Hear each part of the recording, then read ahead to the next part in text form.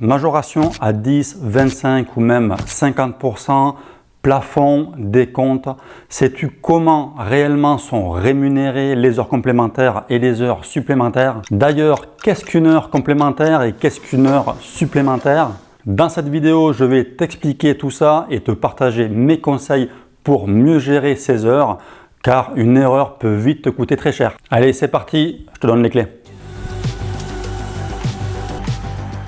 Établi à 40 heures en 1936 pour ensuite passer à 39 heures dès 1982. La durée légale de référence de contrat de travail en France est passée à 35 heures en début des années 2000. Et j'appuie bien sur ce terme, durée légale de référence, car il ne s'agit pas de la durée maximale. Et particulièrement en hôtellerie et restauration, où il est très courant d'avoir des contrats de 39 heures ou même de 42 heures hebdomadaires, du temps que les durées maximales légales soient bien respectées. Soit 48 heures sur une semaine isolée, ou bien une moyenne de 46 heures sur 12 semaines consécutives. Les 35 heures constituent donc la durée légale de référence et tout salarié dont sa durée contractuelle hebdomadaire est inférieure à 35 heures sera considéré comme étant un temps partiel. Maintenant qu'on a défini le cadre du travail, on va aborder le cœur du sujet, qu'est-ce qu'une heure complémentaire et qu'est-ce qu'une heure supplémentaire. Dans les deux cas, il va s'agir d'heures ou même de minutes qui ont été effectuées par un salarié en dehors de sa base contractuelle. Et la différence entre heures complémentaires et heures supplémentaires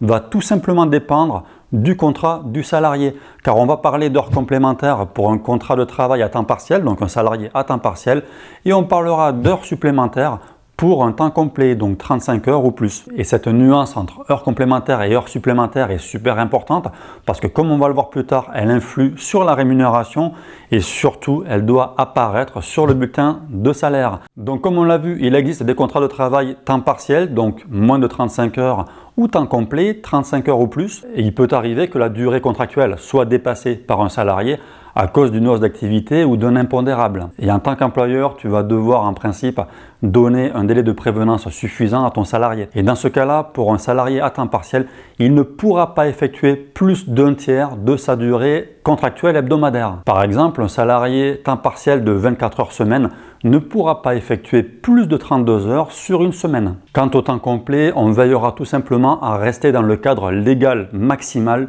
que nous venons de voir. Si le délai n'est pas suffisant, le salarié peut refuser d'effectuer ses heures complémentaires ou ses heures supplémentaires. Donc par exemple, un salarié de 30 heures hebdomadaires qui est amené à effectuer 32 heures sur une semaine, les 2 heures en plus seront des heures complémentaires. Quant à un salarié à temps complet, s'il est amené à effectuer plus que sa durée de travail contractuelle, on parlera d'heures supplémentaires. Alors je te vois déjà arriver avec cette question-là. Qu'en est-il d'un temps partiel qui est amené à effectuer 35 heures ou plus sur une semaine? Et je vais te répondre très clairement, un salarié à temps partiel ne devrait jamais être amené à effectuer 35 heures ou plus. Le risque, c'est tout simplement la requalification de son contrat de travail en temps complet. Et ça, surtout si la situation a tendance à se répéter. Après, connaissant très bien l'hôtellerie et la restauration, je sais que parfois il n'y a pas d'autre choix, surtout quand les hausses d'activité sont soudaines. Mais si j'étais toi, j'éviterais dans la mesure du possible de faire travailler un temps partiel 35 heures ou plus sur une semaine. Alors maintenant qu'on en sait plus sur les heures complémentaires et les heures supplémentaires, on va aborder le sujet important, donc la rémunération.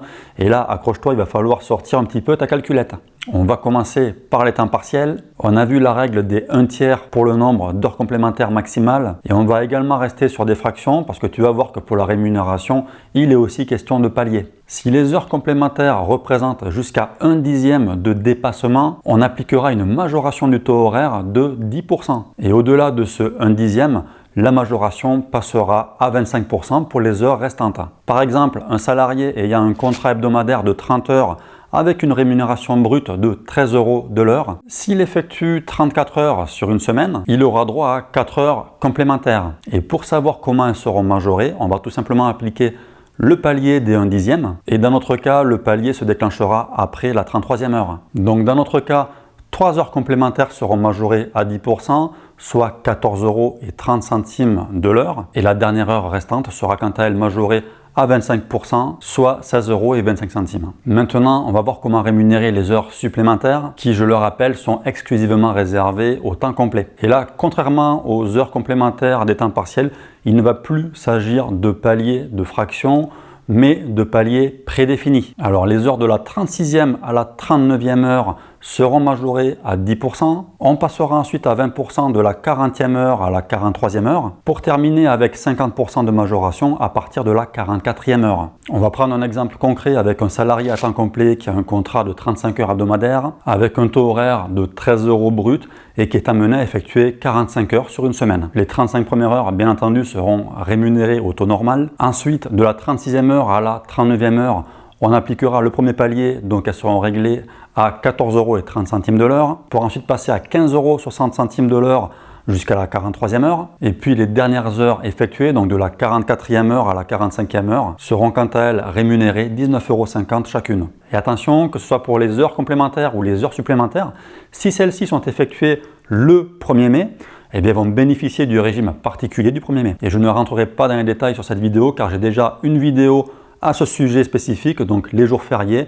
Je te mettrai le lien en fin de la vidéo. Et petite parenthèse, si ton établissement a mis en place un dispositif de modulation ou d'annualisation, le décompte de ces heures complémentaires ou supplémentaires sera forcément différent car on ne raisonnera plus en hebdomadaire, mais sur une durée prédéfinie. Et ce sujet de modulation ou d'annualisation est super intéressant, mais également très technique. Et si tu souhaites que je réalise une vidéo complète à ce sujet, n'hésite pas à me le dire dans les commentaires. Et comme je te l'ai promis, voici ma vidéo sur les jours fériés, et je te dis à très vite pour de nouvelles clés. Merci.